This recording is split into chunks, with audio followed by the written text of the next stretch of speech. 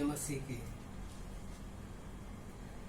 आज का विषय है वचन में विश्वास। तो आइए हम इस वचन को पढ़ते हैं। पहला यूहन्ना 5:4। पहला यूहन्ना 5:4। क्योंकि जो कुछ परमेश्वर से उत्पन्न हुआ है वह संसार पर जय प्राप्त करता है, और वह विजय जिससे संसार पर जय प्राप्त होती है वह हमारा विश्वास है। तो विश्वास परमेश्वर के राज्य में एक शक्तिशाली बल है। ये वह सिद्धांत है जिसके द्वारा हम जीते हैं, और हमारा विश्वास वचन पर निर्धारित है। प्रेरित पौलुस ने हमारे विश्वास को देखकर यह घोषणा की कि मैं सब कुछ कर सकता हूँ उस मसीह के द्वारा जो मुझे सामर्थ देता है। तो आइए इस वचन को भी हम देखते हैं। फिलिपियों 4:13। फिलिपियों 4:13। जो मुझे सामर्थ देता है उसमें मैं सब कुछ कर सकता हूँ।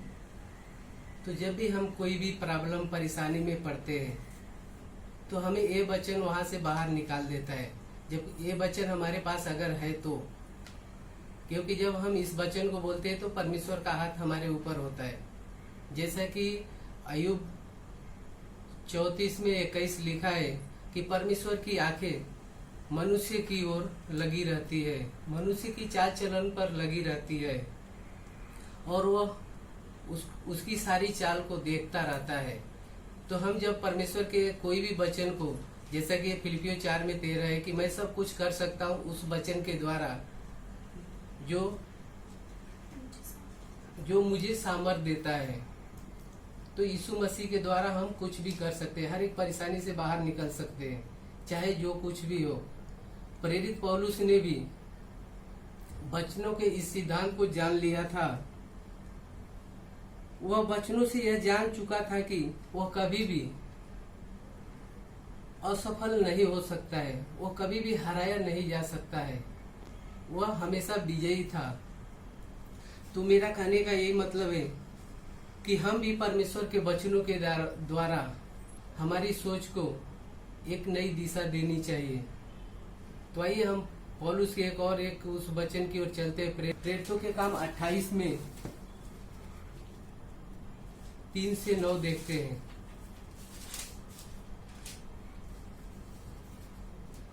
प्रेरितों के काम 28:3। जब पौलुस ने लकड़ियों का गट्ठा बटोर कर आग पर रखा तो एक सांप आज पाकर निकला और उसके हाथ से लिपट गया। 4।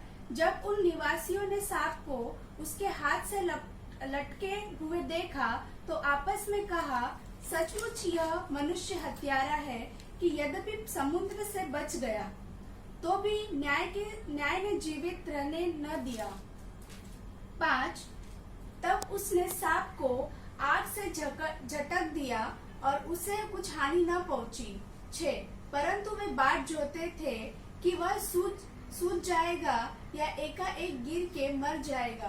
परंतु जब वे बहुत देर तक देखते रहे और देखा कि उसका कुछ भी नहीं बिगड़ा, तो वह अपना विचार बदल कर कहा, यह तो कोई देवता है।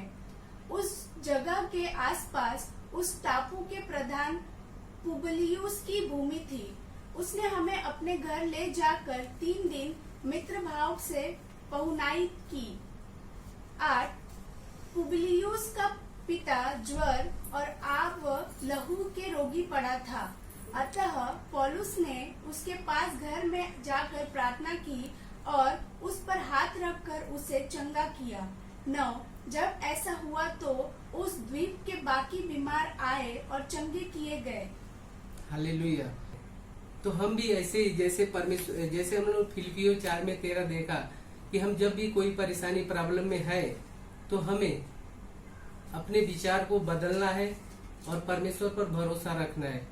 क्योंकि जब हम उस पर भरोसा रखते हैं तो हम उससे हर एक उस काम में, उस परेशानी से हम बाहर निकलते हैं। और ये क्यों है कि हम उसकी महिमा कर सके। वो हमें अपने महिमा के लिए ही बनाया है। हालेलुया।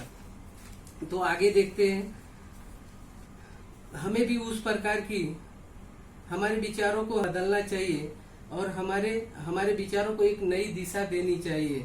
उस प्रकार की मानसिकता जो पौलुस के पास थी। आपको पूरी तरीके से आश्वस्त होना चाहिए कि जो वचन कहता है वही वास्तविक है। अब परमेश्वर का वचन महान प्रकाश है।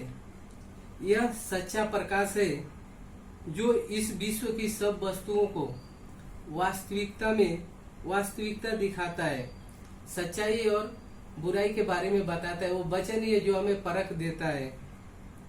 वही सच्चा प्रकाश है जो आपको दिखाता है कि आप विजयी हैं, आप विश्व में सफलता है। वही सच्चा प्रकाश है जो आपको दिखाता है कि आप असफल नहीं हो सकते, क्योंकि आप परमेश्वर से जन्मे हैं। जैसा कि हम लोगों ने शुरुआती वचन देखा, पहला यूहन्ना 5:4, क्योंकि जो परमेश्वर से उत्पन्न हुए हैं वे संसार पर जय प्राप्त करते हैं, और वह विजय जिससे संसार पर जय प्राप्त करती है हमारा विश्वास है। आपका विश्वास ही वह एकमात्र शक्तिशाली उपकरण है जो यह देख सकता है और उन अस्थायी आशीषों को पकड़ सकता है। तो आइए इस वचन को देखते हैं, इब्रानियों 13:5 और 6। इब्रानियों 13:5, क्योंकि उसने आप ही कहा है, मैं तुझे कभी न छोड़ूंगा और न कभी तुझे त्यागूंगा। 6, इसलिए हर निडर होकर कहते हैं, प्रभु मेरा सहायक है, मैं न डरूंगा, मनुष्य मेरा क्या कर सकता है। उसी पर संतोष करो, क्योंकि मैं तुझे कभी न छोड़ूंगा और न ही कभी तुझे त्यागूंगा। तो हमारा विश्वास है, जब हम उस पर विश्वास करते हैं कि वो हमें कभी छोड़ने वाला नहीं है, चाहे हम जिस भी परिस्थिति में हो, तो हम उस परिस्थिति से बाहर निकल जाते हैं। तो जब हम इस प्रकार से बोलते हैं तो विश्वास को हम प्रबल बनाते हैं हमारे जीवन में।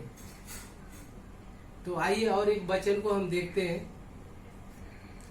व्यवस्था विवरण 31:6।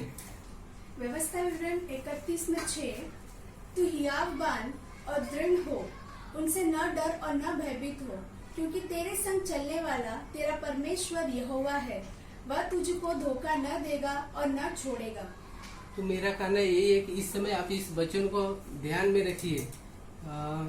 व्यवस्था विवरण 31:6 कि वचन कहता है, तू हिवाए बांध और दृढ़ हो, उनसे न डर और न भयभीत हो, क्योंकि तेरा परमेश्वर तेरे संग चलने वाला तेरा परमेश्वर यहोवा है, वह तुझे कभी धोखा न देगा और न ही तुझे कभी छोड़ेगा। हालेलुया, हालेलुया, धन्यवाद।